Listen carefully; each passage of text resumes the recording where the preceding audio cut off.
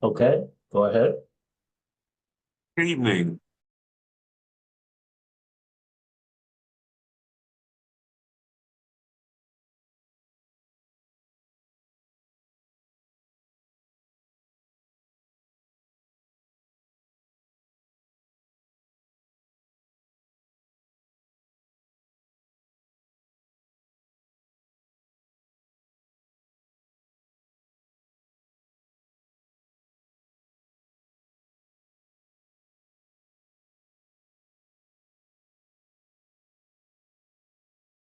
Fire Stick, Roku, and YouTube.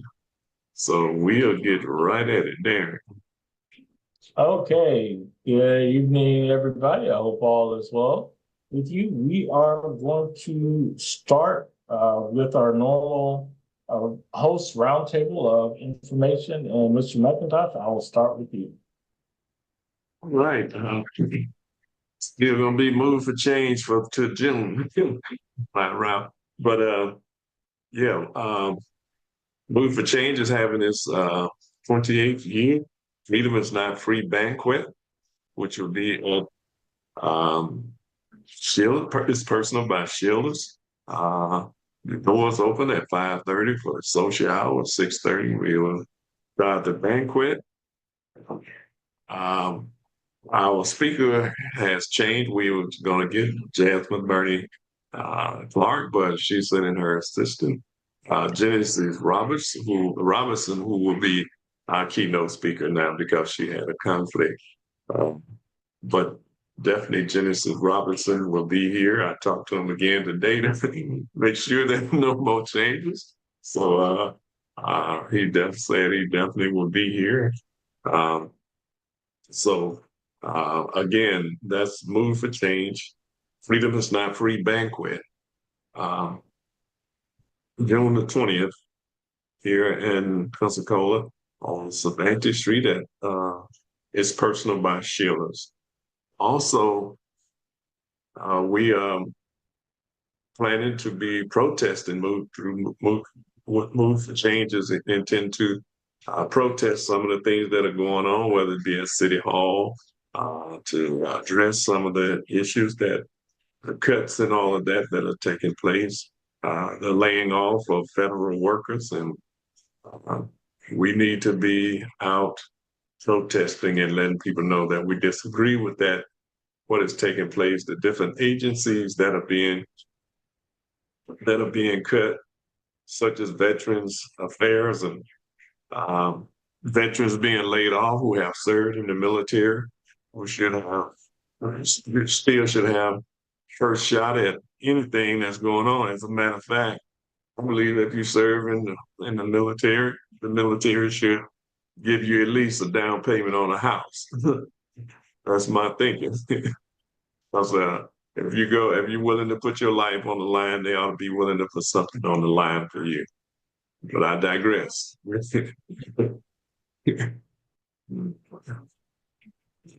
to you, David. Okay, Christina, good evening. What do you have? Yes.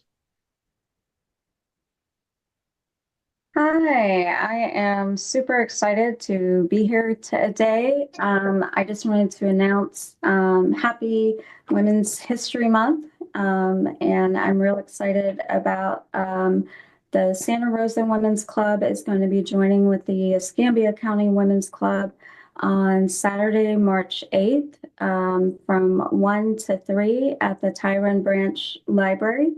We're going to have a couple of guest speakers, Cassandra McAway and Grace McCafferty is going to be speaking at that event. We're going to have some light hors d'oeuvres and food, and that's being sponsored by Gay Valamont, and we hope she'll be able to come and speak for a couple minutes, although I know her schedule is very busy that day. So everybody is welcome to come on out and join us. And again, really looking forward to that. And that will again be on March 8th at 1 o'clock. It's going to be at the Tyrone Branch Library, which is on 1200 Langley Avenue in Pensacola. Thank you for that. Mr. Vernon, what do you have Go ahead, so go. Well, I'll get my mic on. Okay, I don't have anything except for the fact that we just picking up on the point that March is Women History Month, and we are running some specials on women history and women histories in the military and some black women history as well. So you can stay tuned with that. Tomorrow, we're going to do an interview with the two remaining survivors of the Macmillan 10, and we're going to talk to them about the that Macmillan case that changed the landscape here in Escambia County. And then I think they're going to have some other events coming up this week to honor them as well. So stay tuned for stuff like that, okay? Thank you for that. Appreciate it. Cheryl, what do you have? Nothing much. I have a song releasing this week, and just some upcoming projects that I will be sharing soon. Okay, good. Thank you for that. Jill, what do you have? Good evening, everybody. Great to be here. Great to see everyone. I have a couple of events that just took place. Want to definitely let you guys know that Carver Hill Memorial and Historical Society had their event on Friday, African Americans in Labor, and the keynote speaker was Mr. Felton Barnes. And he literally went through every part of history and pulled out, like he was like, and now there's a Black History fact. And everybody was like, we didn't know that. And then also included Carver Hill, which was the first and only African American school in Okaloosa County. And he even went through, and I didn't know this, so I thought it was important to share, that even the kids on the base, so the ones that were in the military, that were able to fight in wars for us, their kids had to be picked up and bused all the way to Okaloosa County in Crestview to go to school. So I thought that was interesting. They couldn't even go to school on base with the other people, that all the Black students had to be bused. I know how to, that's crazy.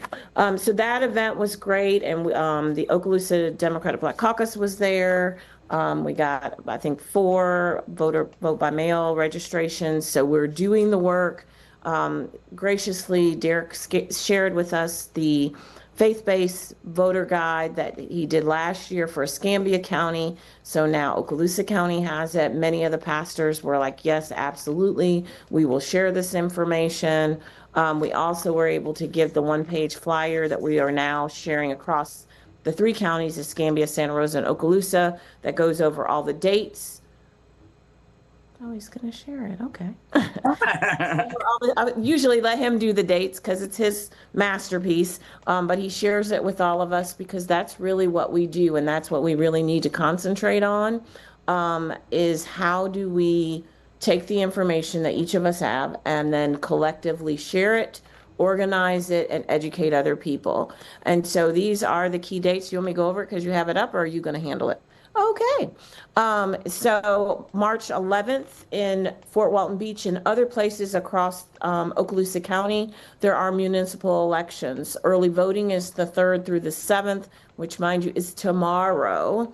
These are critical elections. We have 2 people that are running for Fort Walton Beach City Council that if you are wanting change and you want to protect our community in Fort Walton Beach, then you should be voting for Sonia Vasquez and Debbie Riley. Both of them have run before. They've been in the fight. They continue to run until we do the right thing and get them in office so that they can fight for us.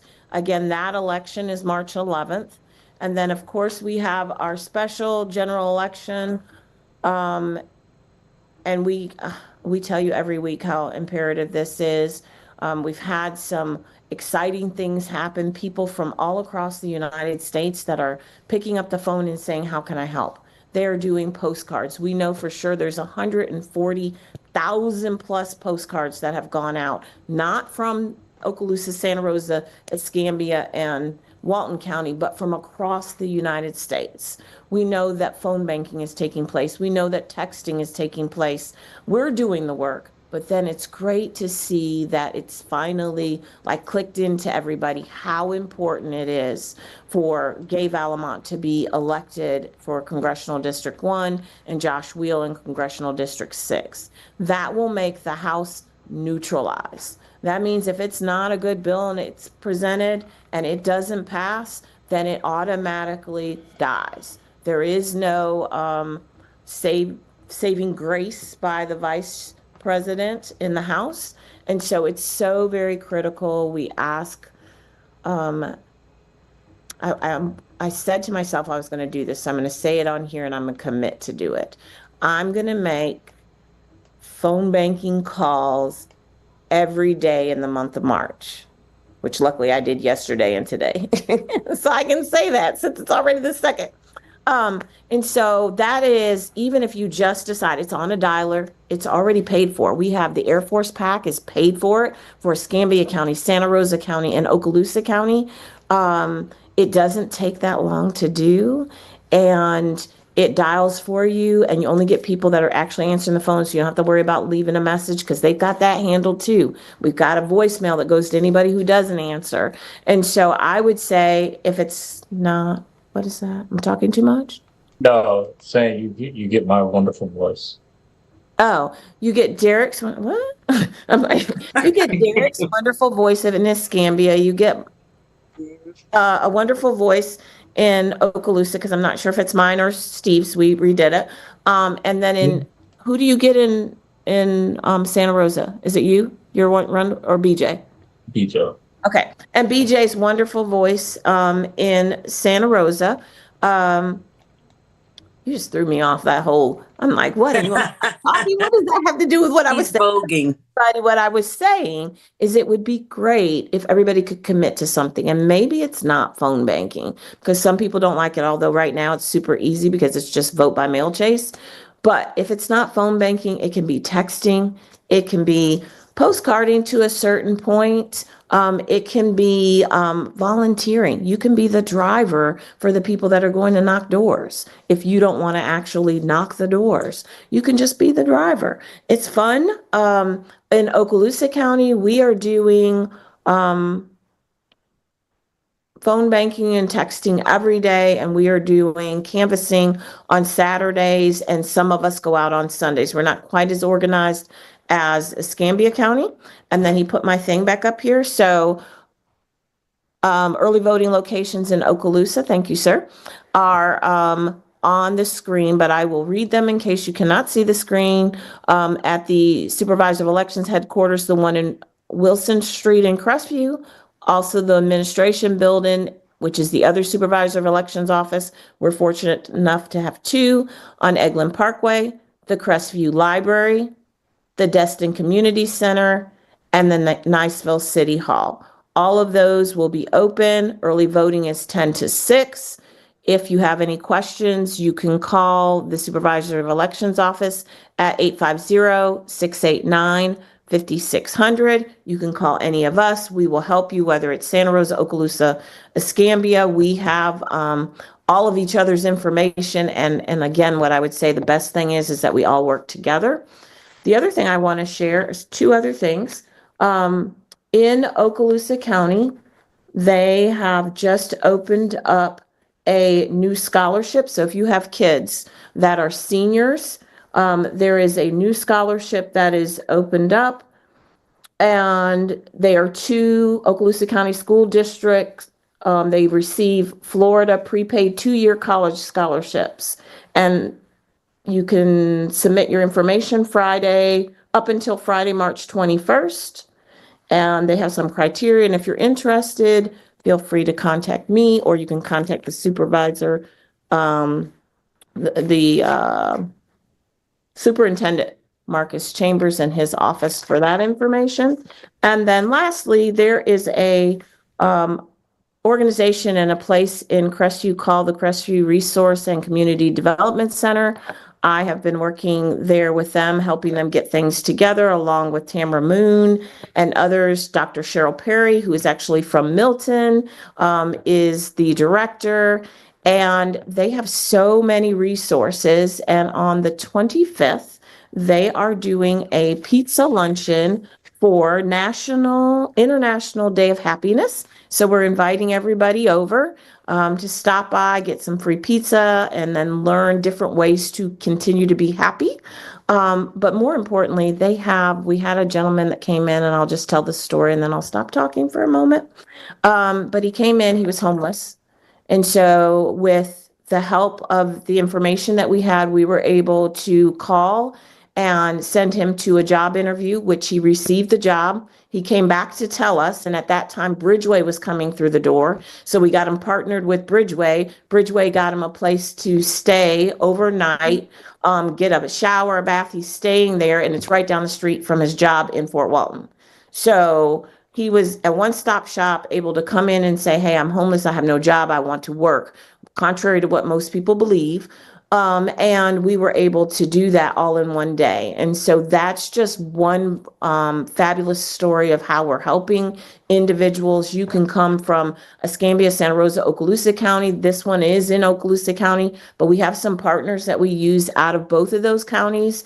And just know that even in these difficult, dark times, you're not alone. There are resources out there, and you would never know unless we share it and then you ask for help. So I guess that's the other side. Some of us, including myself, sometimes you just got to ask for help. So thank you so much.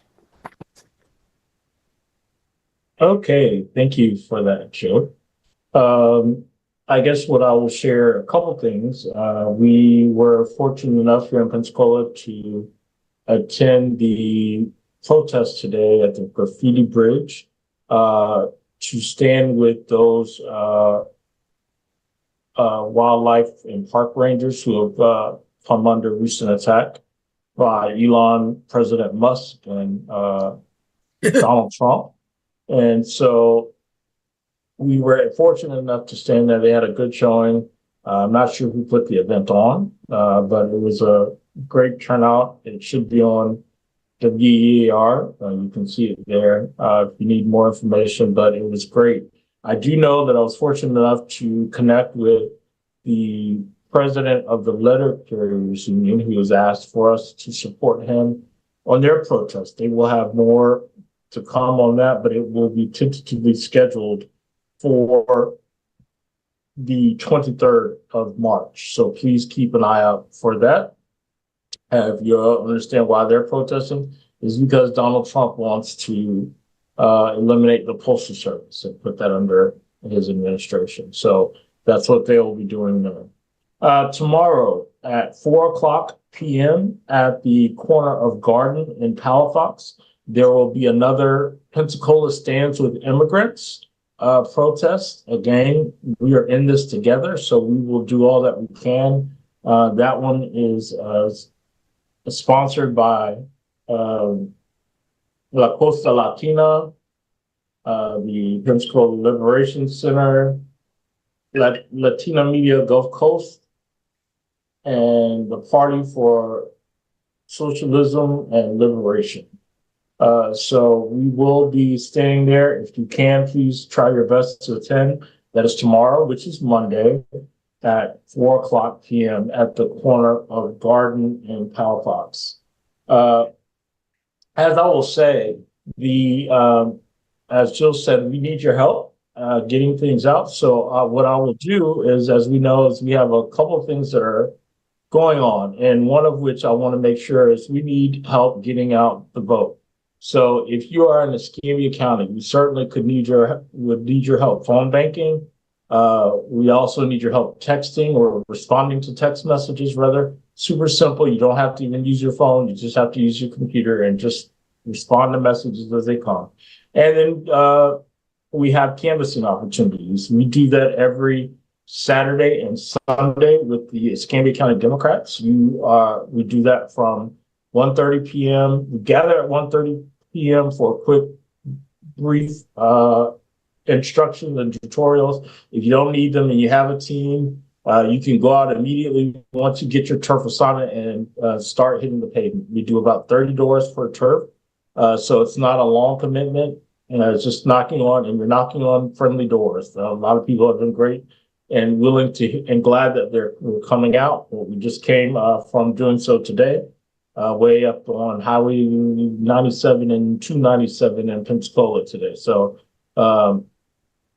certainly we're trying to do our best, but we need more hands on deck. So if you can, as Jill said, we have a dialer that all you have to do is just sit in front of the computer and wait until somebody says hello. And then you read the script, and then you hang up, and then you wait again until someone else says hello. Those are the things that we have opportunities for. So if you can, please feel free to reach out. You can call me directly. You can call the Escambia Democrats office at 850-407-7997. And as we move forward through the rest of the week, on Saturday, the 8th, there is a large canvas effort with special guests that are coming to town to help kick off this important election cycle. That's going to be at 10 a.m. No, excuse me, 11 a.m. If you would like to help us in that engagement and see who the special guests are, I'm pretty excited about the special guests. So you should be too. And this is your opportunity to see exactly how much commitment there is going to be behind this election, because we all know that this is important. So this, again, is on Saturday at 11 o'clock. If you'd like to have more information about that, please give us a call. Again, it's 850-407-7997, and that is this Saturday, March the 8th at 11 a.m. As we move on, just as Jill mentioned, we are in special elections, so I do want to make sure that everybody's aware of the deadlines. Tomorrow is the last day to register to vote, so if you are not registered and you would like to register to vote, you can do so by tomorrow. Even if you don't get your registration back, as long as you turn it in, it does count, and you can get your voter registration completed in time to vote in the April 1st election. If you have not already re-enrolled in vote by mail, for everybody, we get oftentimes today, there were a lot of people who said, no, I'm already enrolled. And what we fail to realize is that your enrollment expired on December 31st of 2024. So everybody who was enrolled last year, even if you enrolled in October, you need to re-enroll. So that deadline to re-enroll to get a mail-in ballot is going to be March the 20th. And early voting in Escambia County is from March the 22nd through the 29th, with April 1st being the general election day. During early voting, you can turn your vote by mail ballot at any one of the 10 early voting locations, or on general election day, you can take it directly to the supervisor of elections office. Early voting is going to be from 8:30 to 5:30 here in Escambia County. And early voting are going to be held at the 10 locations seen here, which would be the Escambia County Supervisor of Elections Office on Palafox, the Downtown Library in Spring, Molino Community Center, which is on Highway 95A, the Tryon Library, which is on Langley Avenue, 1200, Southwest Library, which is on Gulf Beach Highway, the Bellevue Library, which is on Mobile Highway, the Escambia County Extension Service, which is on Stefani Road in Cantonment, the Brownsville Community Center of DeSoto, the UWF Center for Fine and Performing Arts, and the Billy G. Ward Courthouse for those of our neighbors in the north end of the county there in Central. So please, whatever you do, please make note and make sure that you do all you can to get out your vote. That is going to be paramount. As we move along, we did close out Black History Month this weekend, but we thought it would be fitting to give us 2 Black History Month facts, because we did not do one last week. So we'll ask all of the hosts to give those 2 Black History Month facts in the spirit of inclusion. I will go first, because I know I hear that often that I always go last. So I will go first on this time. And what I will say is that we'll talk about Phyllis Wheatley. Phyllis Wheatley was a slave from Africa. As a child, she was sold to a Boston merchant. She spoke absolutely no English. By the time that she was 16 years old, Under the tutelage of her owners, she had mastered the language. Her interest in literature led her to write and publish poems on various subjects in 1773. She is one of, if not the earliest published African American author. So here's to Phillis Wheatley. And certainly, Black History Month would not be if not for those who we recognize as Carter G. Woodson. Carter G. Woodson organized the first Negro History Week celebration on the second week of February in 1926. That week of celebration eventually came to the month that we now know as Black History Month. So we thank and recognize Carter G. Woodson for his work to get us this month, and we will not let his legacy die. All right, I will move on to Jill. What do you have? Oh, sorry. My bad. Christina, what do you have? Sure. So in 1950, Gwendolyn Brooks was the first Black person to win a Pulitzer Prize. Her book, Annie Allen, chronicled the evolution of a young Black girl into womanhood through poetry. And then in 1948, Gordon Parks was hired as the first Black staff photographer at Life magazine. I love photography. The legendary American photographer got his break when Life magazine hired him after publishing his acclaimed photo essay on the life of a Harlem gang leader. Parks remained in the magazine for 2 decades, where he took photos of everyone from Muhammad Ali to Malcolm X. Thank you, Christina. Mr. Vernon, what do you have for us?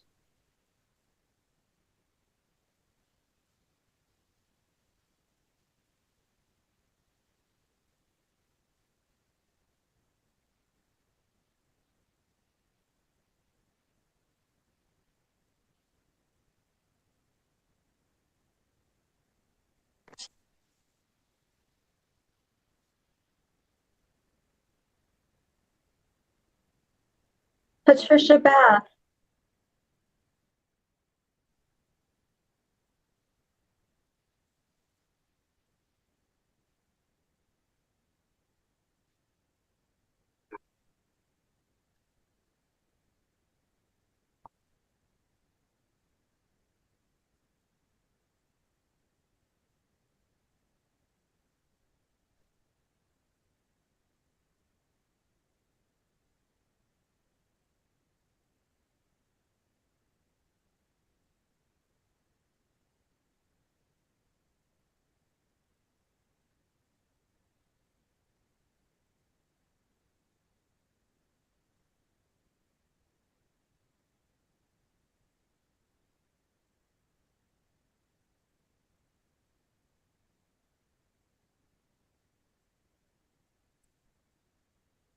George Washington Carver. Dr. Carver, you're right, and got some help from Dr. Carter, and you know Carver. I'm sorry, Dr. Carver, and you know Dr. Carver's life was evolved around plants and stuff like that, right? And he advised them about that, and the reason he is the reason that they refer to the actual assembly building as plants. Okay, today, you know, and you got for your cars and stuff like that. So that's my little tidbit of it, what I know. Thank you so much for that, Mr. Vernon. Okay. Cheryl, what do you have for us? Okay. My Black history fact is Thomas L. Jennings. Thomas L. Jennings was born in 1791 and was the first African American to receive a patent in the United States. He was granted the patent in 1821 for the dry scouring method of cleaning clothes. He was born into a free Black family in New York City, and became a tailor in the early 20s. And he then opened up a dry cleaning business. Let me see. Yes, he was the first one. He died in 1859. And yes, he was the first Black person to ever have a patent. All right. Mr. McIntosh, what do you have for us? I don't know how many people, Barbara Jordan, I don't know how many people remember her, but she was a lawyer, a politician, and she also served on the Watergate committee that impeached Richard Nixon. She was an eloquent speaker, and her delivery was just some kind of awesome. When she spoke during the hearings, everybody was confounded by her power and her eloquence and her delivery on the world stage during that period when they was impeaching Nixon. But a lot, people can read more about it if they don't forgot who Barbara Jordan was. Every day we was watching those impeachments, and when her time came, everybody was waiting just to see what she was going to say, and she was just awesome. But also Charles Page, people don't talk about him because he was left out of the history books too. Just like the first person before the Wright brothers, he had invented an airplane. When the airplane got lost on its way to the World's Fair on a train. Now, I don't know how that can happen, but but he had invented the airplane before the Wright brothers did. And most people don't know that, most people, because everything we've done was left out of the history book. Well, it was in history book, there's just one taught to us. And then most people, but through people doing a lot of research now, we are finding out just what we invented, and mostly that's everything. I got a book that Black folks invented everything, as a matter of fact. Hey, Jerry, one of the things you're talking about Barbara Jordan, she also was one of the first Black people in modern times, I guess, to run for president of the United States. Okay, even before Jesse Jackson ran, put his name in the hat in '84. Mm-hmm. And after Jesse ran, there was another woman since this Black history named Carol Moseley Brown, who was a senator from Illinois, United States Senator from Illinois, who ran for president also. Yeah. Okay. There. Thank you for that, Mr. McIntosh. Last but certainly not least, Sheila. Okay, thank you for letting me go last. And with what Mr. McIntosh just said, this should be perfect. I'm going to do my best. This is not really my forte. However, I'm going to read a story, A World Without Black People. It's by Philip Migwali. This is a story of a little boy named Theo who woke up one morning and asked his mother, "Mom, what if there were no Black people in the world?" Well, his mother thought about it for a moment and then said, "Son, follow me around today and let's just see what it would be like if there were no Black people in the world." Mom said, "Now go get dressed and we'll get started." Theo ran to his room to put on his clothes and shoes. His mother took one look at him and said, "Theo, where are your shoes?" "And those clothes are all wrinkled, son. I must iron them." However, when she reached for the ironing board, it was no longer there. You see, Sarah Boone, a Black woman, invented the ironing board. And Jan E. Metzlinger, a Black man, invented the shoelacing machine. "Oh, well," she said, "please go and do something to your hair." Theo ran into the room to get his comb, but the comb was not there. You see, Walter Salmons, a Black man, invented the comb.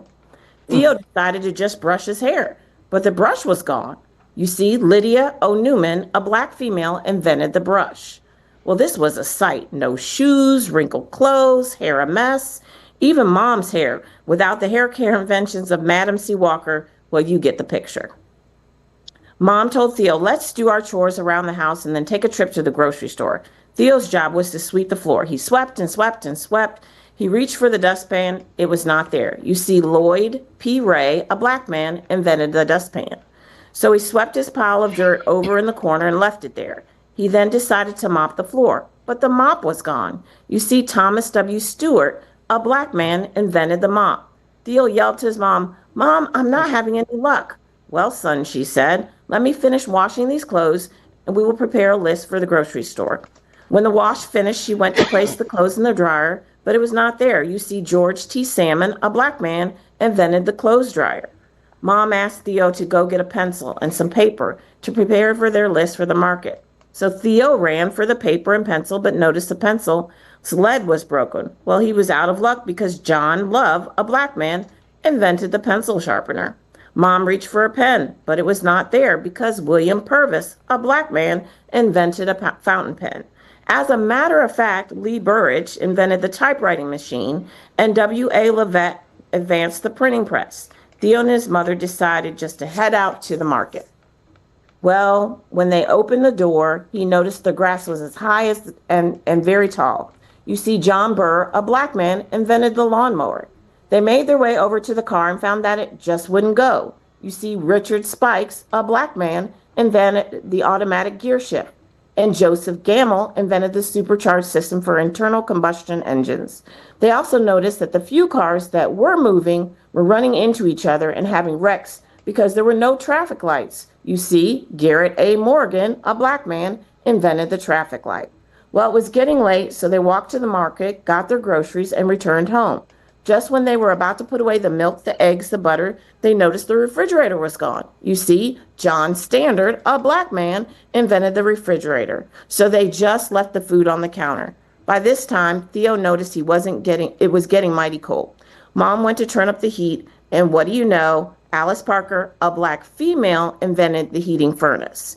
Even in the summertime, they would have been out of luck because Frederick Jones, a black man, invented the air conditioner.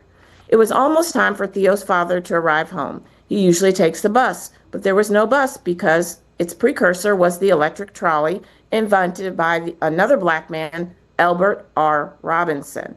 He usually takes the elevator from his office to the 20th floor, but there was no elevator because Alexander Miles, a black man, invented the elevator.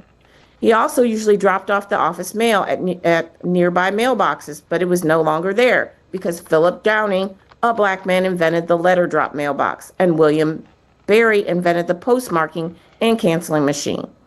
Theo and his mother sat at the kitchen table with their heads in their hands. When their father arrived, he asked, "Why are you sitting in the dark?"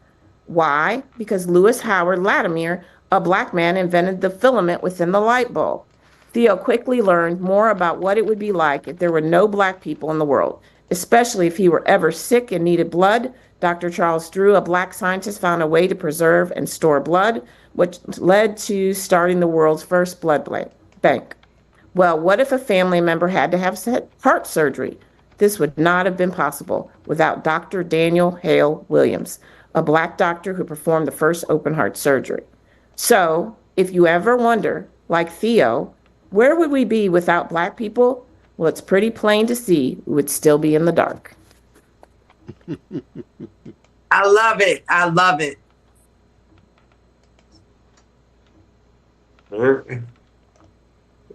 Well, that was great. Thank you so very much, Jill. I'm going to turn it back over to you, Mr. McIntosh. All right.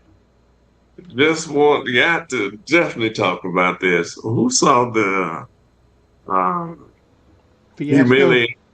Yeah. But Which one? Trump ought to have his ass kicked. Trump and with Zelensky and his office and how they treated that president from another country, which is an international incident as far as I'm concerned, to have ambushed that man like that, knowing that he was here for help, and to sign an agreement for America to get some of the minerals in exchange for weapons and protection from Russia, from Putin. And Trump sit up there and scold the president before the world. And the rest of the world is very angry about what has happened, especially the European nation. They are solidifying support for Ukraine and the Ukrainian people and the president of Ukraine, Zelensky. And it's really a shame that a nation that we live in like this. This has, as far as I know, in public, this has never happened before. It may have happened behind closed doors, and which, if it was going to happen, that's where it should have been. But to ambush this man before the world and try to humiliate him and his authority on while making the case for Putin at the same time, him and um, Muskrat, uh, Elon Muskrat, Hmm. was who was running around talking about putting sanctions on South Africa and everybody else. But those, I mean, did y'all see that debacle? Vern, I know you saw it. I saw that. I saw that. And well, I cut away from it, Jerry, because it was such a um, embarrassment to the world. I would have, if I would have him, I would have, I would have told Trump to just f off and walked out of the room. Yeah. And he should have had, he would have had the advantage of saying, I terminated this damn meeting. That's what he should have done.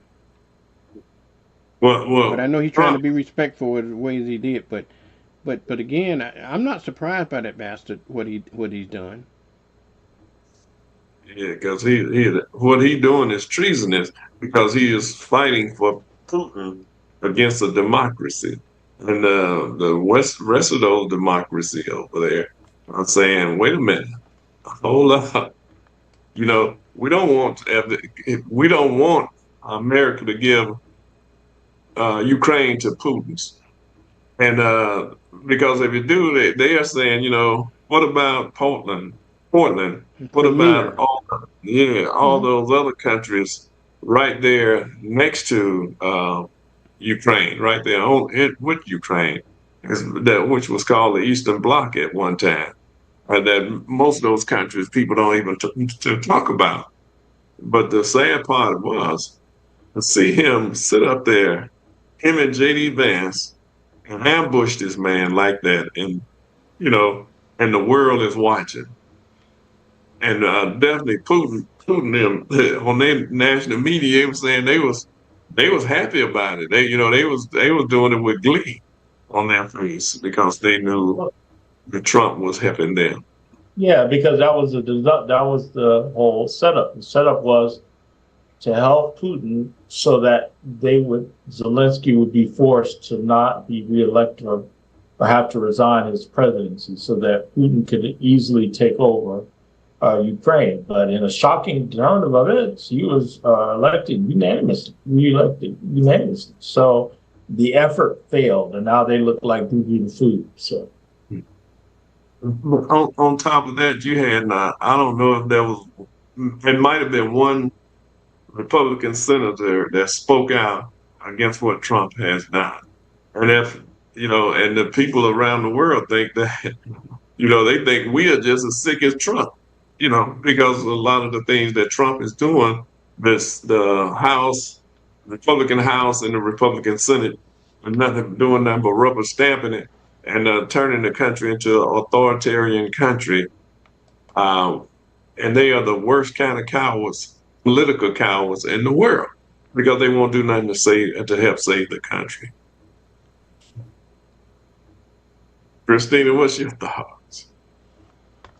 I thought it was disgusting, honestly. By their, I just thought it was gross. And I'm so, as I am almost every day, so disappointed to see this and to see so many people still, again, supporting Trump. This supports Russia. Russia was in the wrong. Russia invaded Ukraine. And for us not to stand firm, to stand loudly, and for us, not us, but for Trump in some way looking for Zelensky to back down is just horrific. because that can be anybody from the United Nations, anybody. It was just absolutely disgusting. And it was, and you know, Rubio has to take that message out, and it's just, it's sad. It's a sad place. And to hear other nations now stating that the United States is an adversary to people who should be our friends, who have always been our friends, who have never been on the other side of us, that's difficult. That's really difficult. That's going to affect our economy. That's going to affect trade. That's going to affect that's going to affect our bottom line. That's going to affect everything. Cheryl? I too was disappointed, but then again, it's like it's this guy's MO, right? Like this is what he does. So I'm not surprised. It's just another one of those things. It's looking, America is now looking like a bad reality TV show, you know? So it's, I don't even know what to say. I just am a little shocked that we're watching right before our eyes our allies are becoming our enemies, and our enemies are we're siding with them. Like it's all flipping right before our eyes, and it's like we all see it, and it's like we're in like some kind of suspended animation or something because nobody's really doing anything. So I'm in a really weird place, and I don't understand what's going on and why the leadership and the people that those things that have been set in place, like how there's no pushback in the way I expect it to be. Like this, everybody's outraged, but there's no action because they're still doing stuff. So I'm just confused and sitting here just watching it all fall apart. This. Jill, what you think? Mr. McIntosh, you said that like I was going to have the answer, and I don't have an answer. I think it's crazy. I think it's. I'm like Cheryl. I'm not surprised. There's literally nothing anymore that I'm shocked, but I'm not surprised. I think that I wonder if the rest of the people that watch that are finally able to say, oh, we made a mistake. Like, when is it going to be enough for them to just admit they made a mistake? Because you're not going to see the action, Cheryl, until that happens. Because it doesn't matter if there's just a group of, it's got to be full scale. And so I would say, much like February 28th, if the end result of February 28th's blackout worked, then you'll see more. But if it didn't work, then you won't. That's really all I can say, is that you have to take every bit of faith that you have in your life to be able to take the next breath, the next step, because this is catastrophic. And I think there's so many things that they throw at everybody that what do you fight? Just in 1 week, what do you fight? All right, it was amazing to me. I wasn't surprised by him because I know he would do anything. But that part surprised me, that they would invite somebody to the White House to deliberately try to humiliate a person who is fighting for freedom and democracy against an authoritarian regime. And for him to try to humiliate this man at the same time, like Bernie said, I don't know if I could sit there. I know he's the ultimate diplomat when it comes to stuff like that, because he need our help. And that's what Trump and them wanted him probably to do, to get up and walk out. but he know that he need the help of the country, and he came to sign a mineral pact that America could extract the minerals out of the ground there, and pay for the money that America has been giving them as far back as I think they say around $129 billion that was given to from us, and they saying it like we were we were the number one giver, but it's not. It's other countries like Germany and other places who is giving money, and then Trump tried to say in front of the prime ministers that yeah, y'all, all these other people, Britain is getting, they all getting money, they're getting paid. In front of France, he said the same thing. 2 days in a row, from France to Great Britain, the prime ministers that was sitting there, France had to go. What's the name? Macron? From France. Macron. Yeah, Macron. France. He touched him and said, "Hey, wait, hold up. No, we're not doing that." And so did the prime minister of Great Britain. He had it straight. No, we're not doing that. We're not making money from them. We're giving them money. So, but he tried to downplay it in front of these people, just gonna lie in front of them as if they were gonna go along with it.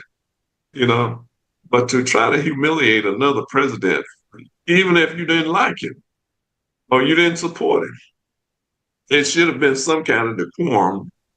And the senators, and then, Lindsey Graham, who has been talking well about, supporting Ukraine. The next, soon as Trump said what he said that evening, he was out there. Yeah, we need to, Zelensky need to resign, and we need to, have somebody else in place. And I'm like, what kind of flop and lawyer is this? It's unfortunate. Yeah, there's.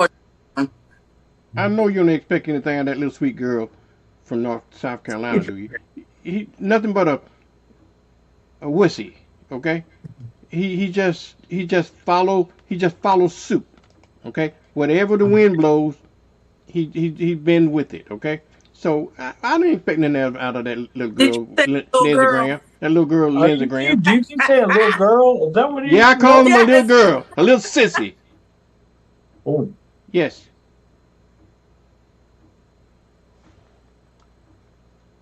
Right. I did, and I stand by it. Okay. Where you at on this? Me? Yeah, as far as the White House doing what they did. I know. I mean, the whole thing is disgusting. Lindsey Graham is Disgusting. I would say is a coward. The thing is appalling. We have lost. It took 80 years to build what was destroyed in 10 minutes. And in that, it's pathetic. It's low. I mean, but the world is, well, not the world. The United States is crumbling. At this point in time, and it's funny, to your point. I think people recognize that they made a mistake, because we get the calls on a daily basis at the office. The calls are interested. They're like, I messed this up. Well, what are you doing to fix it? And so it's like, well, now the onus is on Democrats yet again to fix something that they willingly voted for. So it's like, part of me wants to be like, sit in it for a little. But I know that's not good for everybody as a whole. And then this is what we're doing. So we're doing all of these. You see all of these protests, these pop-up protests. I heard someone today who just after were today who said, I voted for Trump, but why would he take out the people from the parks? And I'm like, because you voted for Trump. Like, I don't understand. Like, again, all of this stuff was outlined in a 900+ page document called Project 2025. So the shock and awe is killing me. Like, when people are like, what? What? What's happening? Well, on page 832, he said, and so this is what's happening. Like, I guess that's the part. When I hear people shocked, I'm like, to me, I call it disingenuous. Like, it's a little bit disingenuous. But here's where we are. People are trying to stand up.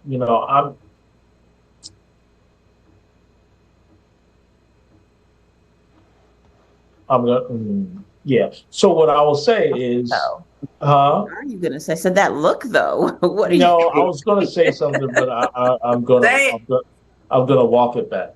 What I will say is the best remedy to do all of this, to undo all of this, is going to present itself as early as now, but certainly March 22nd through the 29th. And the final opportunity is April 1st. You have an opportunity, which is what I continue to tell people, to correct your mistake. So you do something about it and you get out and vote. Don't look to me and ask, I hope all of y'all are voting. No, you go out and vote because you have the ability to vote just like I do. And instead of voting for Petronas, vote for someone who can stop this stuff in its tracks. So, this is where I am, but it's not surprising. It's disgusting. He led with, he started talking about that man and his outfit. Like, how you gonna show up not in a coat and a suit?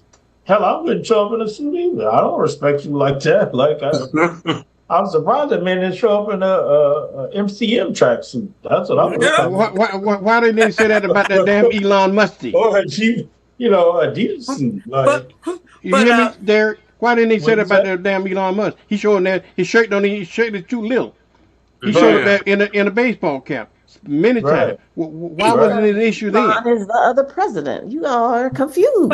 But how is it that he gets to bring his kid to work day on when they're having like a press conference in the Oval Office? Like, it's so much disrespect on that side of the Elon Musk and our current leader, and then they have the nerve to say something about someone else, and I'm over the whole thing, and I just can't wait for 3 years and however long we got left. Cheryl, if we're still around by then. Cheryl, my daddy, he had this saying all the time about. He said, "Son, I don't know about the next world, but money runs this one." Okay, and he's absolutely right. Money talks. You see what Elon Musk money speak? It's showing, it flexing its muscles, and everybody coming in line because he's the richest man in the world. Obviously, he can do whatever he like, and is doing what he like, even above the supposedly be the most powerful person in the world. I would have thought after all of the other things that kind of slid by, which shouldn't have slid by, when you put someone in charge of whatever it is that he's supposed to be in charge of, he has all of these government contracts, which is clearly a conflict of interest, and is cutting and gutting out the same agencies that oversee the contracts. Like, when is it? When is it going to hit? When are people going to be like, oh, you know what? That's just too far. Like, January 6th wasn't too far. The time after time after time is never too far. I don't know what it's going to take, because there was some images of them like putting black trash bags or whatever over one of the agency's letters on the outside of their building, and I could have sworn I saw that in some kind of like movie right before World War II. Like, it was just a weird deja vu moment. You know what I mean? Like, it's just a scary time. So, when Winston Churchill came here, I was looking at somebody had posted that Winston Churchill, when he came here, he didn't have on no suit. You know, there are other visitors who have come here and they wore their uniform here. They didn't wear, just regular street dress clothes. They have worn uniforms because they was prime ministers of their country and generals from their country, but they dressed the way they wanted to dress. And who said you had to have a suit on in the first place to go into the White House? When did that become law? Necessary. Go ahead, All Jill. of it is bullshit. Let's just leave it what Vernon said and keep going, because I can't believe that we had this much of a conversation on something that is so ridiculous. Like, we don't need to justify that man could have came in his night clothes if he wanted to. He should have been respected because of who he is. But that's not what was going to happen. We can pull all the people that have ever been in the White House, including Trump himself at times, and it doesn't matter. Like, I think now is the time for us we see it, we speak about it, and we just go to the next thing and just keep giving them all this education. But I think it's good that, especially you, Mr. McIntosh and Vernon, you guys have so much history, but giving them history is not working. We just need to give them the freaking facts and keep moving, because eventually, Cheryl, I can't tell you when. Derek says he's feeling it in Escambia. I don't feel enough of it in Okaloosa, so I'm not giving them credit yet. There has to be a whole, when we elect Gabe Alamont, then I'll tell you Okaloosa has come around. But until that point, I'm not going to tell that story. No, they see it. Oh, wow, they did that. Ooh, that hurts 5 of my family members, until it wipes out like a whole family. And then they're like, oh, now what do we do? Oh, we might need to go to Crestview Resource Center or wherever to get some food and to get some help, because we're all unemployed. Then I think things will change. But I think people are seeing it. I just still don't, just the shock and the awe. Like, I think if you really saw it, you'd be like, oh no, here we go again, instead of, oh wow, they did that again, or they did that. I just think I don't think there's an answer. And the other thing I would say, Cheryl, to one thing that you said, if we're not careful, he's not leaving in 3.5 years. I know it. We can't sit back and just wait 3.5 years because the law says he's supposed to be gone, because he's changed all the rest of the laws. What makes us think that we should sit back and wait and hope and pray that this man is going to follow that law? Because I have to believe that if you listen to what he said before he won, him and Elon together, that you would never have to elect another president. That means that man is never leaving. Right. If he dies, he's got Elon. And if Elon dies, he's got his son. I don't know what's going to happen, but I'm just saying. He run by a 4-year-old. Right. He brought his 4-year-old in to get him ready. But And he just had he just had his 14th child the other day, so the legacy will last forever. it lasts forever. Forever. I mean, and that's a scary thought, but it is a thought that should be making, as you wake up and you realize, oops, I voted for Trump, or oops, I made the wrong decision, then I think Derek's right. What are you going to do about it? And then what are we going to do about it collectively? Because until we become a collective entity doing it together, pockets of it means not enough. I don't want to say it means nothing, because it absolutely means something, but it's not enough. So who is the up and coming, who is that person that will be put up in three years to be the Democratic hopeful? Well, the Democrats Great question. Everybody on here, tell us who you think that should be. I think the Democrats got a good bench. I think for one, Kamala Harris should run again. Then there's the governor of Okay, wait, Jerry, we got to stop just right there. Let's just stop right there. Let's have that conversation before we go anywhere else. Anybody that wants to say something, let's say it now. The question is, should Vice President and her fabulousness run again in the states of America that showed her how they felt just a few days ago? Should she run again? I'm opening the floor. No, No. not at all. And no. I think she. So Christina, you can go ahead and give us your love of Kamala and why you think she should run again. What I would say is I don't know who should be the next person. And I'm not opposed to Kamala Harris. That's what we're talking about. I want you just to answer Kamala Harris before you go on. I understand. Just Kamala Harris. I am not opposed to it. I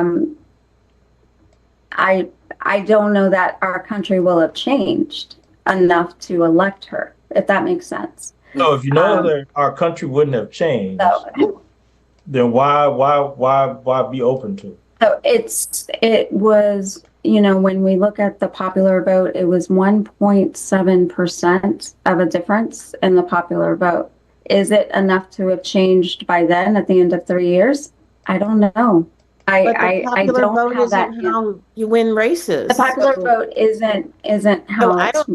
Does it matter if we get another million to like her? If it's not how the electoral vote goes? If the United States of America stays the states of America? Like, I think and I'm not cutting you off, but I'm cutting you off to say this. I think sometimes we talk both ways. So we say locally, hey, just because you're a Democrat, just because you're Black, just because whatever, we shouldn't just throw our hat in to support you because of. Now, don't get me wrong, Vice President Kamala Harris is a phenomenal person. However, the states of America have spoken quite clearly. I guess we might have forgotten, Christina's got a red shirt on. That's the red tsunami that swallowed up every Democratic hope of life. Sorry. And I do not believe that is going to change enough for us to even put her on the platform. Let her go to California where she can absolutely make a difference.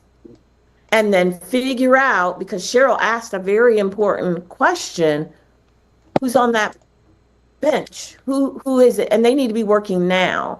But I would say you can't just love Vice President Kamala Harris. You can't think she walks on water, because the water she walked on, unfortunately, was red, and therefore it didn't hold her up.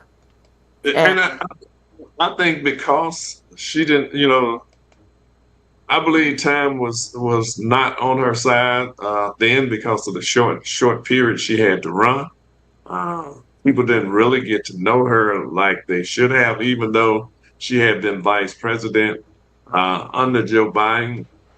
But I think that she could run again and probably win. Okay. So let's just go with that thought for a minute. But let me finish this, Jill. Kamala Harris raised all this money, and you are actually going to sit there, Vernon. Come on now.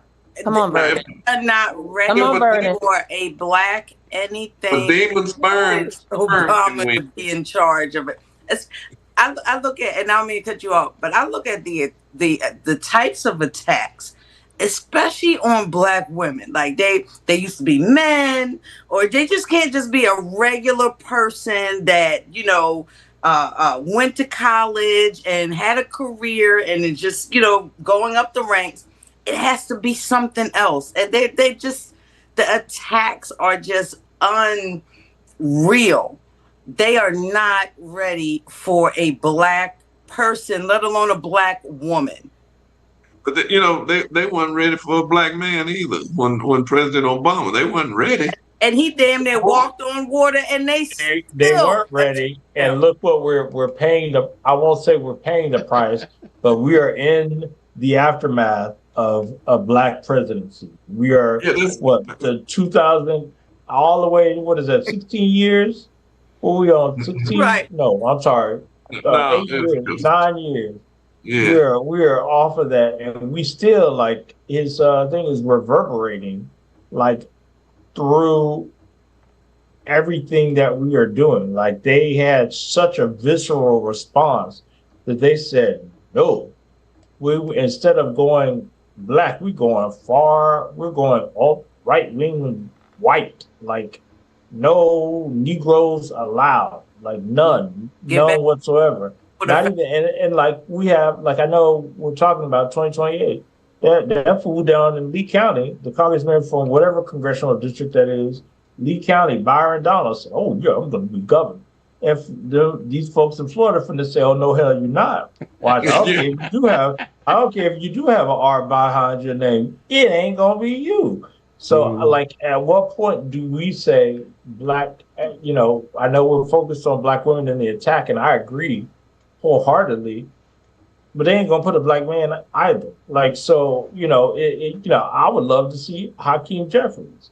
However, it's gonna be the same scenario that we had in 2020. Like, I don't know how much more time we need to know a sitting vice president who was with us for the last 4 years.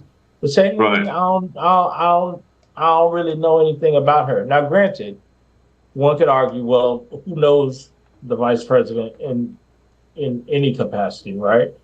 But I think she was a very different vice president. Like, you have to take note of her because A, she was a black woman. So it's not like she was just she blended in with the White House. She was, you know, she was out. And then she has the record for the most breakers in the office of the vice presidency.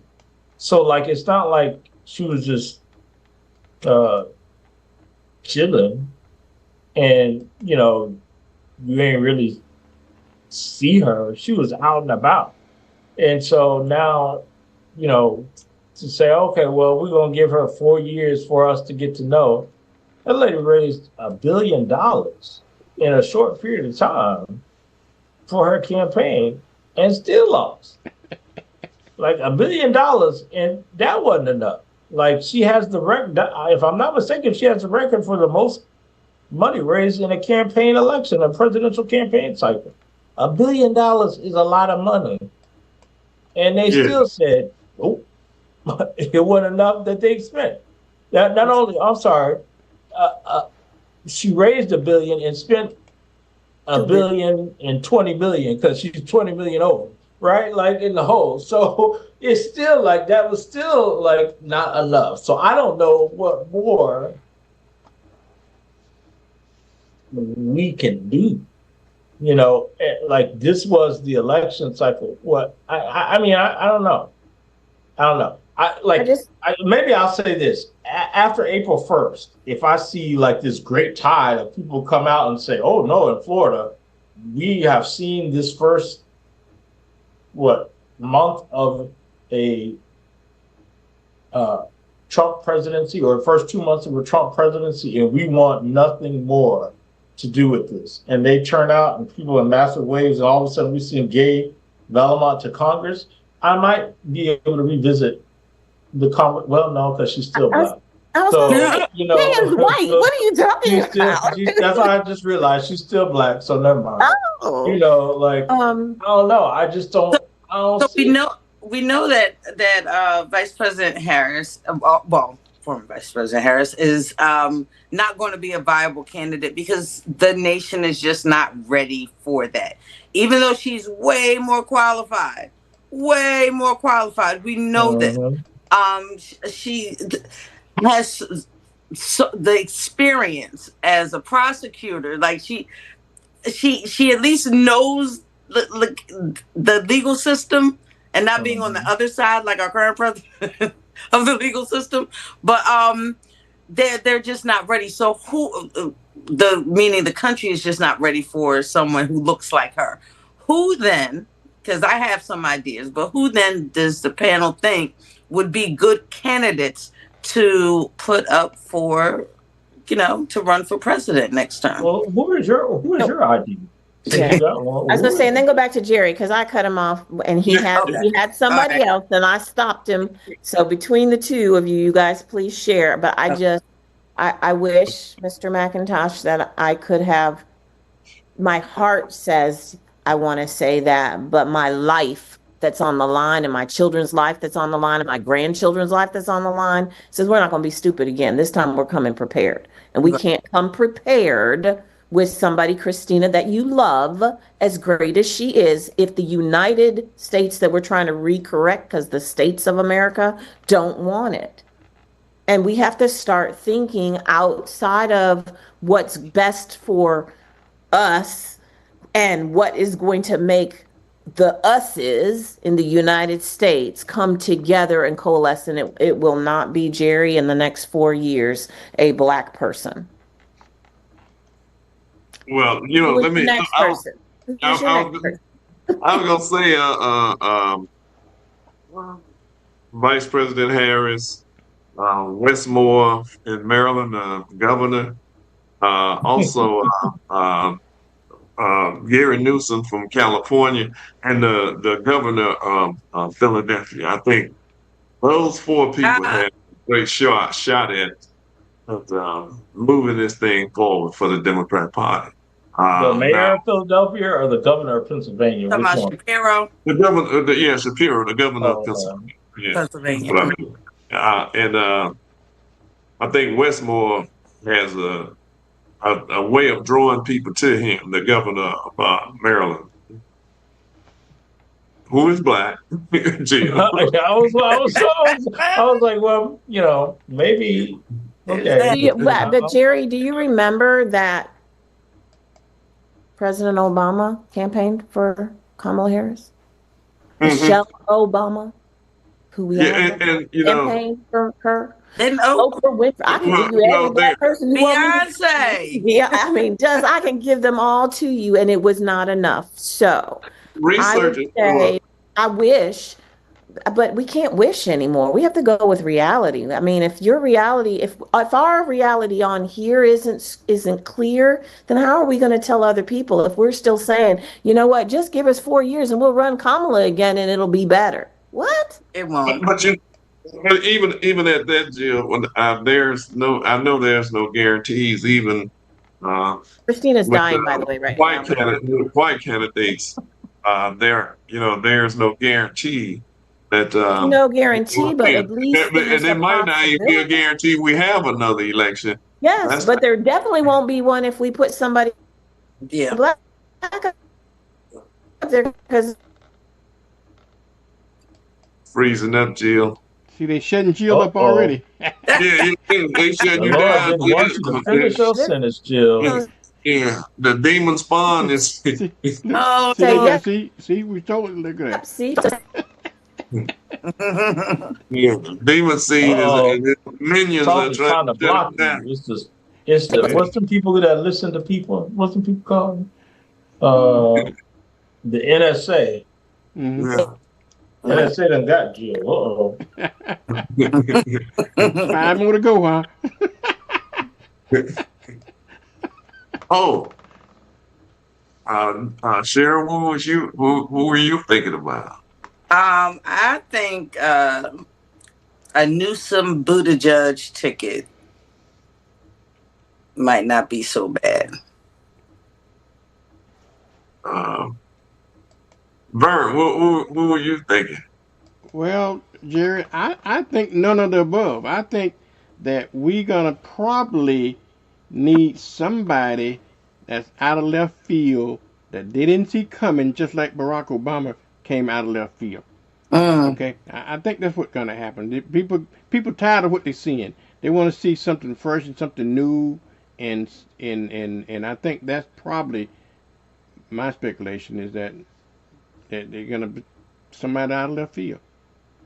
But now, if I had to choose among the ones that y'all talked about, I Newsom would be my man. But I don't think that is going to happen. But you know who I heard? I may cut you off, but interesting. I was watching John Oliver, and he brought up Fetterman as like the oh hell no, Trump, the guy who just is like kind of thumbing his nose to the system, like our version of a Trump in a way, of how he's just like kind of playing, just out of the box type of thing.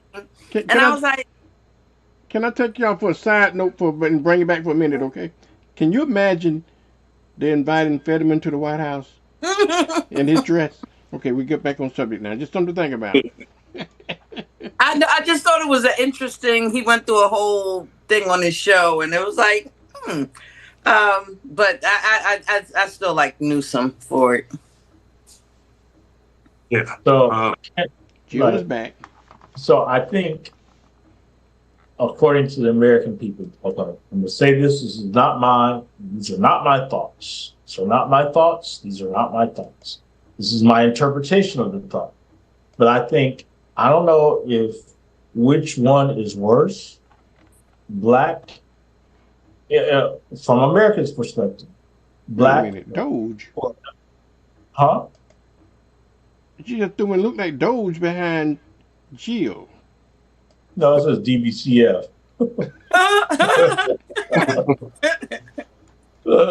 I don't know. I don't know if what the perception is, because there's such an attack on LGBTQ, trans people, all of those things. I don't know which one, from their perspective, is worse. Is it black or is it LGBTQ? So I say that to say I don't see I think you said Newsom Buttigieg. I don't see Buttigieg being on the ticket. Well, I can see him being on a ticket, but with the same result that we had just in 2020. Maybe that's what. So it's got to be one of these like, hey, look at me, Democrats, right? I don't mean to say look at me because they're attention seekers, but they happen to have the attention of the spot. Who might that? I said it the last time, and I'll continue to say it because Vice President Harris didn't pick him. But I like the up and coming Jared Moskowitz, who's a congressperson out of Florida. I think he has captured and garnered a lot of notoriety that people look at him. And then what's that other man name?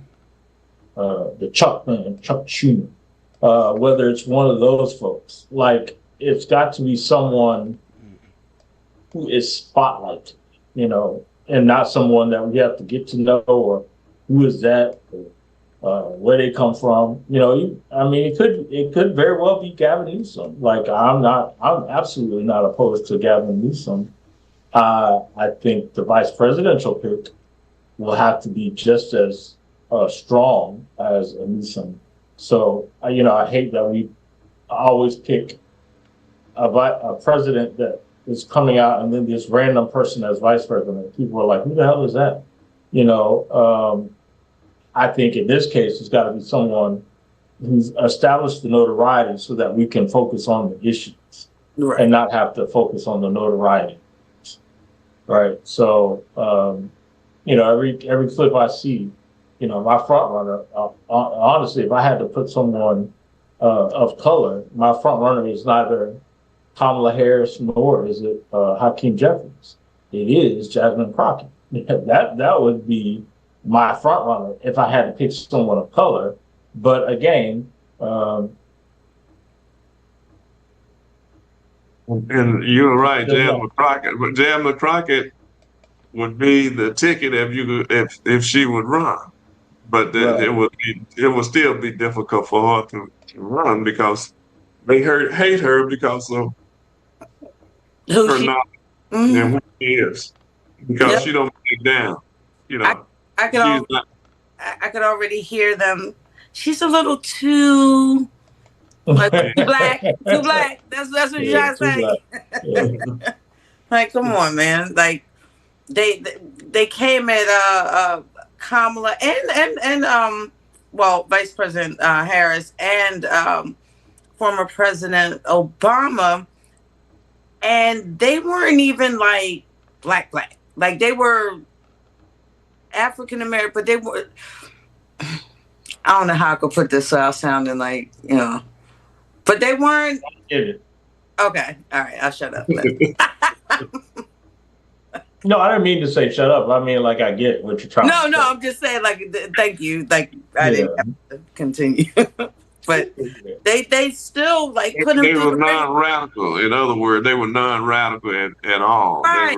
and they You know. didn't ruffle any feathers. And to today, there are still people who believe that he was born in Kenya, but then we have an actual South African running the country.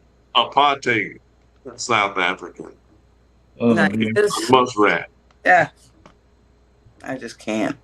Yeah. What are you calling him? Muskrat? Is that what you're saying, Mr. McIntyre? Muskrat. Yeah. Okay. Yeah. Muskrat. Elongate muskrat. That's funny. Yeah. So let's go with Target. I know, Bird, did you send me that on Target? No. It said Target. Yeah. Well, I was reading what someone sent me about Target. So Target said they're gonna double down on their DEI program. They're not gonna do no DEI program. As a matter of fact, they saying they weren't gonna even have any. And now, if it's true, so they weren't gonna even have any more black businesses in their store. That was sent to me this evening. Are So we still shopping there? I wouldn't shop it out to buy our thing out of there if that's if that's the way they feel. In other words, they're saying they don't want you in their store. Well, Target should have been. Sorry, Jared. So I'm gonna put you on black for just a No, go moment. In ahead. my example, my youngest brother we were just in a group chat. We have a family group chat, and we were talking about the upcoming blackout dates, right? Or what weeks are going to be when. And by FYI, we should probably be talking about that. I'm gonna put it up so that everybody can see it. But in that, he was like, "Oh, I hope they don't put Target on the list." And I was like, "What you mean? Target's been on the list. I thought we had stopped boycotting. We had started with the Target boycott like back in January. So this is not a new thing to me." And they said, if I recall, so you must, Mr. McIntosh, you must have more news than what I have. They did away with DEI, and then they said, "Oh, okay, no, my bad. We're gonna bring it back," because they start feeling the effects. But now you're saying that they're getting rid of everything.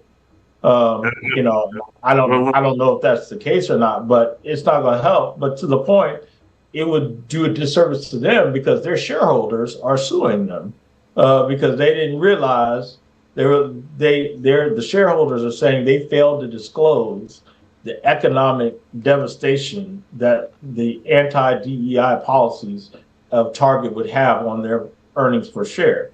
And you're like, what you thought? But it's the same people who said do away with DEI. Those are the same people who are suing, And I'm at the point. Here's my question with the boycotts, and I guess we probably have to ask this question specific to Northwest Florida because we have limited places that we can go, right? So if it's not if we're not shopping at Target, and we're not shopping at Walmart, and we're not shopping at Publix, and we can't shop at Winn-Dixie because it's now Aldi, who also did away with their DEI program. And we don't have Costco, and you can't shop at Amazon. Then where do we go?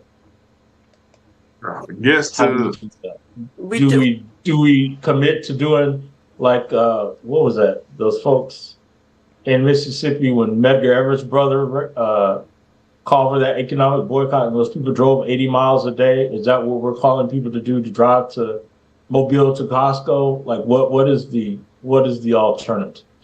So is there now? There's still Winn-Dixie on Bayou Boulevard. Yeah, but it's still owned by Aldi. Whether it's not, they didn't. Oh, so we're not doing Aldi either. Yeah, they did the same thing. They rolled back their programs too. So, Derek, I thought Winn-Dixie bought back some of its stores from Aldi. I think they separate. They bought some of them back. No, no, that's not accurate. They still are. They're all under the Aldi. They just didn't brand Aldi didn't brand all of the Winn-Dixie stores into Aldi, but they're still just all Aldi. Is it possible for us to like create a list or get with some organizations that, maybe NAACP or one of those organizations may have a list of friendly companies that we can shop, and then we can like either post them or develop some kind of plan of, yes, we'll make the trip or do whatever we have to do, or order a drop ship from companies that do support DEI and appreciate and respect our dollars and our economic power. Mhm. I got a philosophical question, y'all. It's Uh, probably not going to be popular either, but I've been black all of my life. Okay, 73, going on 74 years, I'll be black. Okay, do Okay. you think that black folks going to concur? I would love for it to happen, Concur but with what? with the economic, to drive 80 miles and do. The reason I say that, on Friday, right? On Mhm. Friday, Mhm. I chose not to purchase a thing. Friday, Mhm. and even yesterday. Okay, Mhm. so, but I had a friend of mine called him and said, "Where you at?" He said, "Well, I'm at Sam's." I said, "Wait a minute. Now I thought we supposed to be. Man, I needed me to get me some stuff." And he said, "Well, and more black folks out here just like roaches out here." I said, "Oh, see, Not roaches. yeah, what he said." so Okay. And that's the sad part of it, that you think about people was under worse conditions that we are under now, and made the choice so that we could, have some privilege that was better than the situation that they were in. And it was just like when Kaepernick was taking a knee because of police brutality, and people say, I ain't, I'm not gonna pass up my game. No, Negro, you ain't passing up no game. You stop giving your money to somebody. You are paying people to discriminate against you. And that's what we are doing.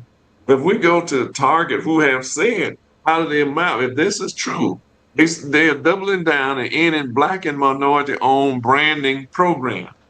That means, why would you go there? But they're telling you they don't want you there. But if you do go, you're gonna pay us to discriminate against you. You know, and but that's Jerry, a, what a we the lot, problem is we don't even think about. nobody want to make the sacrifice. right, and a lot of people didn't know. And the ones that aren't on social media as much, I don't know that it was enough of us out in the street or in the parking lot of the of the Walmarts or whatever, encouraging people like, hey, could you just stay home today, or anything to like deter and really make more of an impact on the blackout. I think we make too many excuses for ourselves sometimes, because there were people with less communication programs than we have now, Okay. much less. They had to pass out flyers and leaflets and all of that to communicate what they want. They, and use Black radio to communicate during the civil rights movement. Um, we have all kinds of, and I've been watching social media a lot. I always do, because it's a lot on there. But they were talking about the boycott. It was white people on there talking about the boycott. On Twitter and on the other page, the other platform they were on, talking about not shopping. So because they had, they talked about Elon Musk, Muskrat, and all them running our government, and they are not elected officials. You know, it's unfortunate that we think that we have to spend money on. We can't wait a day, but that our money don't stay in the community but 6 hours anyway. So I guess you can't expect anything different. And you can't pass up a day without spending some money. You know, that's really not. In the chat, going back, just reading a couple of comments. Dondre said the country is still sexist and we're gonna make them ready. Going back to our earlier conversation. Those of y'all don't know, Dondre is running for House District 3. His race is June the 10th, so we want to make sure we support him. We got elections all over the place. But then Santa Rosa Democrats, I think it's BJ, that said that we should shop at Everman's. And my response to Everman's, who got Everman's money? That place is high as hell. So, you know, that is not a place I'm going to be spending my money shopping at for no onions that are $12 because they're organic. I'm good. But, you know, like, we got to find a place. But I do think, to the point, we have to at least show some commitment. I think there are still people who are untouched or unknown about the blackout, the economic blackout. And I just wanted to share, because I pulled it up, so I thought I would share it with us so that everybody is aware of the dates. So this is what they're calling us to do on a national level.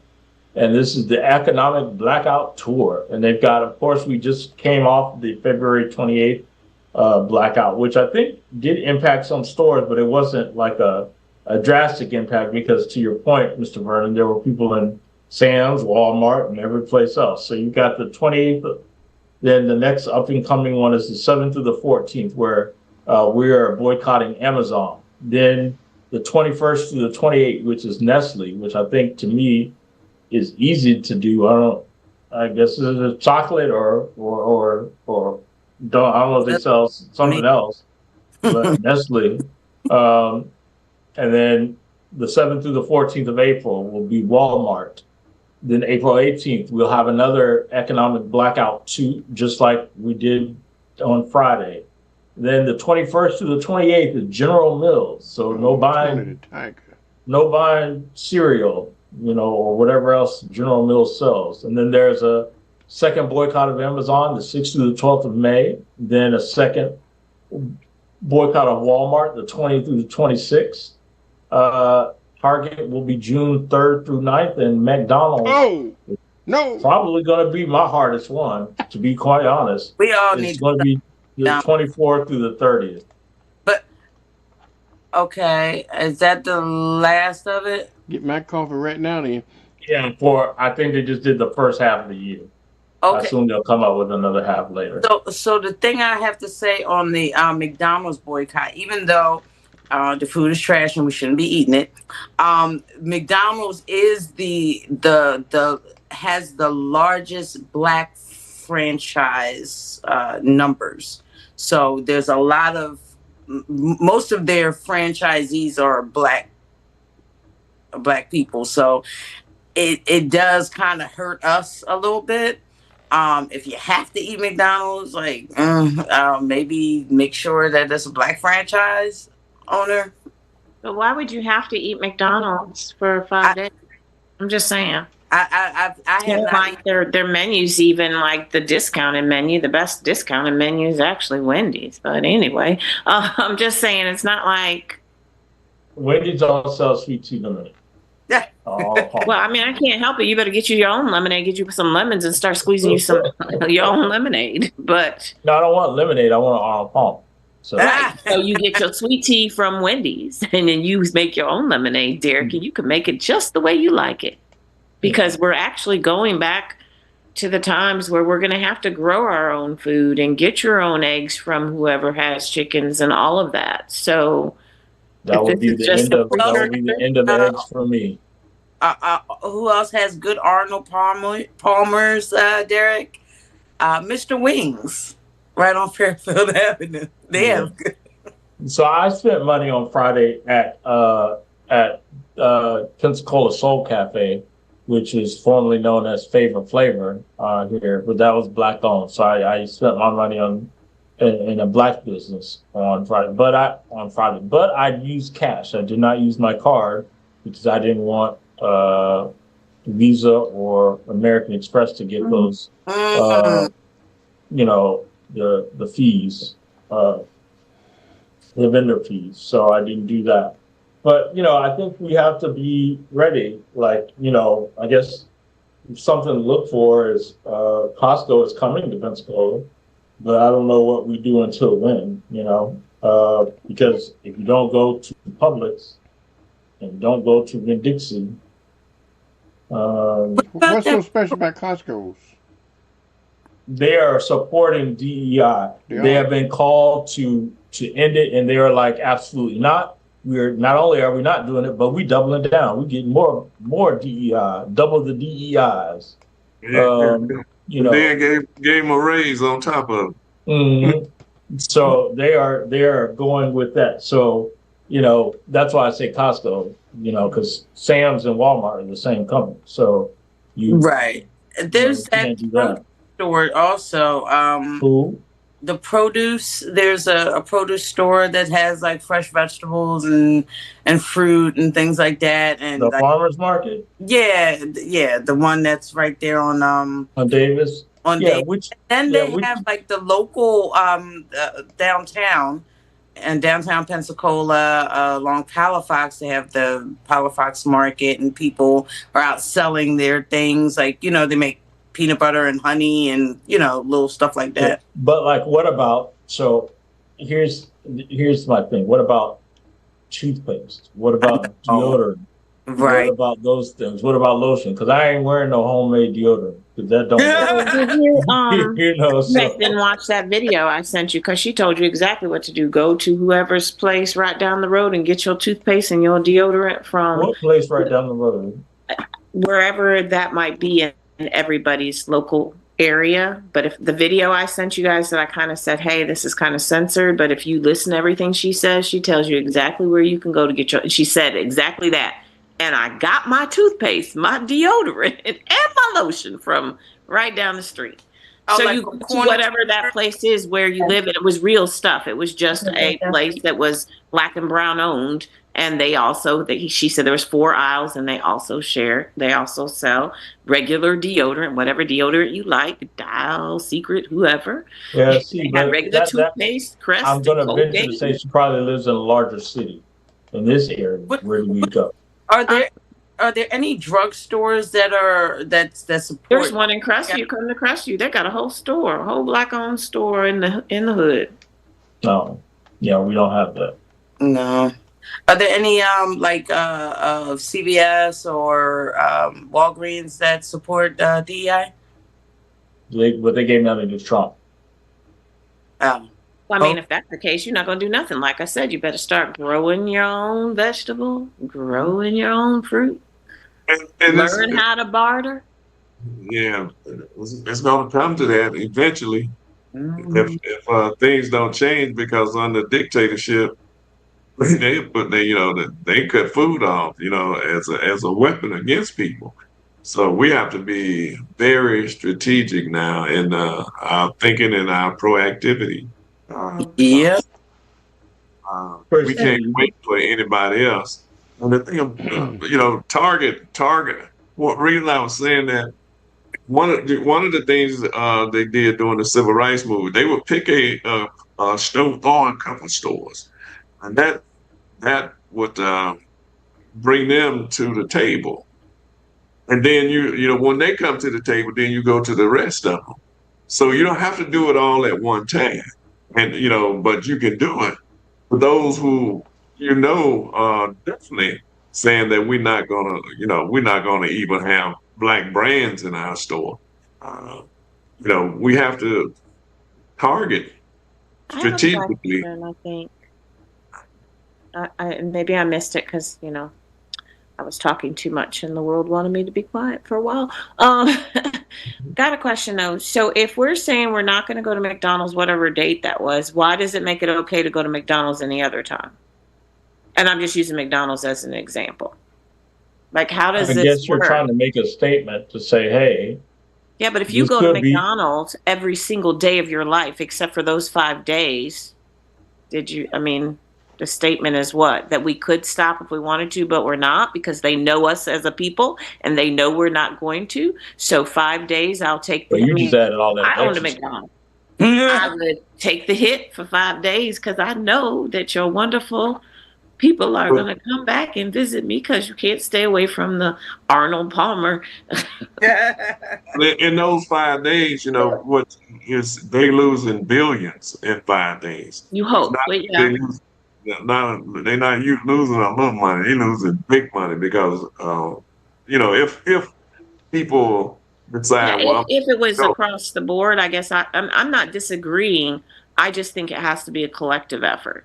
And it can't be, oh, I can't go to McDonald's, so I'm going to go buy me 6 gallons of Arnold Palmer drink so I can get through my 6 days. You know what I mean? Like we can't. And a lot of times that's what happens. Oh, don't go anywhere on the 28th. So everybody on the 27th went and got all their groceries and doubled up, but they still went to the same places. That don't work because I heard you burning under your breath. Let me go get my stuff now. Your coffee. You see, he already storing it. So, Derek, what you said about Aldi, like I hadn't heard that, so thank you for sharing that. I did want to share that like Nestle is a huge, huge, huge company.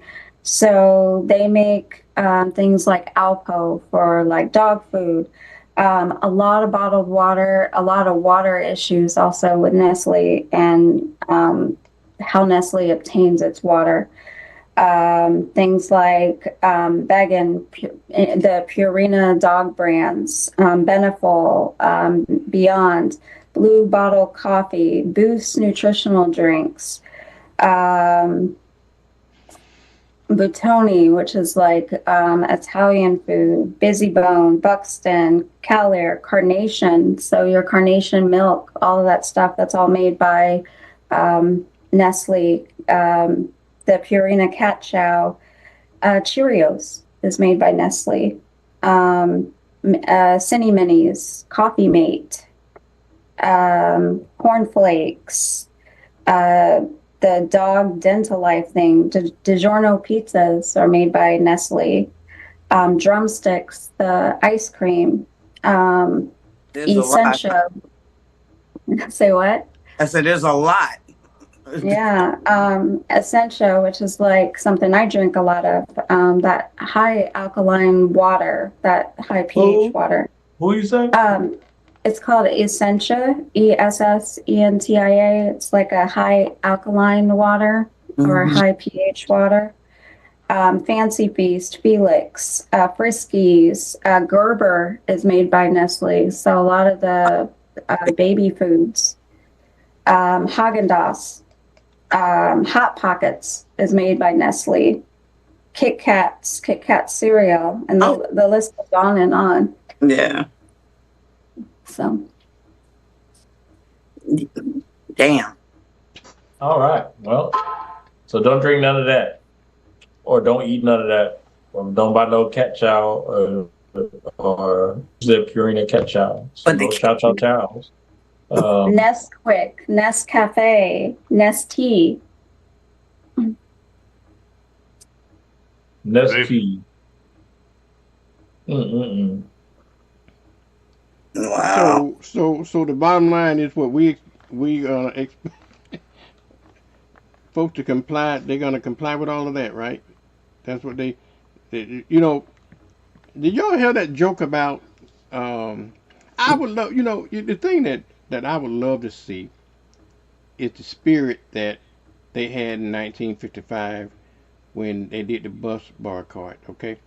And it made a difference. It made an economic difference then, okay? Because then it affected the bottom line, and then they start requiring them to not outlawing car sharing and all that kind of stuff, trying to force them back to the table.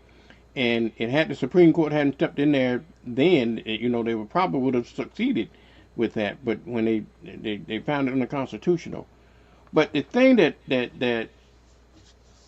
I wrestle with, be honest with you, is us really getting in and really supporting it. I think we could make a difference if we were willing to make a difference, okay? And it's the sacrifices that we're willing to make. I don't know but we had that same spirit that they had in 1955 to make those same sacrifices like them. We got so spoiled. Now we're Yep. saying that no, that's your problem. That's not my problem. I'm gonna. Why should I be in? Just like was you there? Somebody, Jerry, one of y'all said about when Kaepernick did that, and you asked folks not to watch the game. You could have spit in their face and said not watch the game. But we could have had a major impact with that if everybody stuck together. And I said all that to say about the joke I'm going to tell about. I know some of you heard that this guy, he was really special to God, and God gonna grant him a special wish. Okay, and his wish was that he wanted to go to Hawaii. Okay, but he was afraid to fly, so he asked God to grant him the wish to build him a highway to Hawaii, and God trying to explain to him how much difficult that is, and the infrastructure and so forth, and da da da da. Then the guy came back and said, "Well, it don't have to be a 4-lane highway. Could you build a 2-lane highway?" God come back and said, "No, all that's involved is just too difficult." He said, "What about a 1-lane highway?" He said, No, it's a little difficult. Is there anything else that you would wish for? He said, "Yeah, I wish black folks could get it together." And God said, "Well, how many lanes you say you want on that highway?" That's so wrong. That's- It's easy We to build gonna him get in it that highway together. for Yeah, us to gonna get get it together. Okay. But anyway, go ahead. BJ on our Facebook thread said that only 20% of the people, 20% of black people actually participated in Wow. the Montgomery bus boycott. So I don't know I whether disagree with that. I don't know whether that's true or not because nobody was riding the buses there. Right. So it might have been 20% of people that rode the buses. Because the rest of them, a lot of people had cars, and they was after the bus boycott started. They start, carpooling people to their different destinations, and And they built walking, yeah. a Jitling business, getting people to back and forth in Montgomery. Many people walk to work rather than ride the buses. So the Absolutely. buses went into bankrupt. They went into bankruptcy. Bankruptcy, yeah. They were broke. They went into bankruptcy, but the Supreme Court they were going to hold their buses was trying to hold out even though they were bankrupt. Uh, when the Supreme Court found that it was illegal for what they were doing, just it made it much easier for them to end the bus boycott because it was illegal then. But a few more weeks, they would have had to blow them buses because they was Exactly. already the national office. I forgot what state it was in. Is the one that bailed them out after the ruling that came down from the Supreme Court. Yeah, they was glad the Supreme Court made that decision because they would have been out of business if it had not been for that. But I disagree with whoever said that 20%. I challenge that. So I don't know what the real percentages were, but I don't believe that figure. Yeah, because 100% of the people that wasn't riding buses there, they walked 381 days. 381 days. Yep. 381 days. They walked and carpool and hitchhiked, whichever way they did it, but they didn't ride that bus. Yeah. DJ, if you're still watching, cite your source. And I would say whether it was, and I of course I don't know, so I'm not gonna BJ cite your source. But even at that 20% plus, whatever the real number is, I think the key to it was you said it was 381 days. It wasn't 5 days. It wasn't 6 days. Right. It wasn't 1 day. It was a collective effort to do that for an entire year plus. That would be what we have to do if we want to really see the change and the impact. It's great to have these days that we have, but until all of those places that Derek just named off, until they actually feel it, so then Derek's question is legitimate. Where do you go? Well, you know what? If that is true, even if that were to be true, that'll be because you think about it. If 20% had that great of impact, what you think about 30 and 40 and 50%? 100. Right. Yeah. for that long, for Exactly. over a year. Like we're struggling just to do it for what's the max days there? 7? Friday. Look, we couldn't even do it But for the 7 one days, day. can we stay out of Walmart? They did it for 380 plus days. What? Yeah, we couldn't do it for one day. So Shoot. Okay. We're gonna start the commitment here. We're gonna, Let's start with what? we're gonna start with committing here that we are going to participate. And we're What not you gonna pre-buy, participating in? huh? What are you participating in? You're not gonna go to McDonald's, you said? I'm not gonna go to 381 any of these. days? And I'm going, and to top it all off, I'm not gonna go the day before or the day after. How about that? So, Just 2 days. So, Can you so commit 7 to- plus 2, he gonna take 9 days, not 381 days. He's taking 9 days. well, what you got? Can you match my 9? Yeah, I won't never go to McDonald's if that's what choice I got to make. I only like the filet of fish anyway. So right. I'm good. I'm ready for the 381. Let's go. Yeah. So that means not doing McDonald's or Walmart for the next couple months or year. No, just don't know they Yeah, I don't eat McDuff anyway, so he call it We McDonald's. have all can't agreed that we necessarily will say do that. McDonald's. Until- That's our first one. Until I find a place, until I find a suitable alternative for the non-perishable things that we require on a day-to-day, then I can't say that I'm not gonna do I'm not gonna say that I'm not gonna do Walmart. Well, it's easy to make that bridge. That's all I can say. Cause it's not Walmart, it's gotta be Amazon. If it's not Amazon, it's gotta be Sam's. If it's not Sam's, But what It's do you gotta be get? What are you someplace. talking? Your non-perishable items like what? Like toilet paper and that kind of stuff. Like in the Mm. dollar stores out? Dollar Store and Dollar Tree and Dollar General all did the same thing, so you wouldn't use them either. But you could not And go to the only Walmart other and go place I there know because of that they're I don't know is a smaller and then chain have a bigger Is impact. Grocery Advantage, and their stores And are too save dark money. for me. I don't like places that are dimly lit, so I can't. That's not an alternative for Okay, me. so Jerry and Vernon, you got people like Derek who said that he don't like dimly lit places. So you just making their point for us, Derek, where they said that No, we are I'm not just like they saying. were in 1955, where they didn't care, they just did it. And he They like got all I can say is when he built that bridge over Hawaii, I'm gonna show traffic. Well, Say that you know, again. When he built what? The bridge over what? When God built that bridge to Hawaii, I'm gonna show travel it.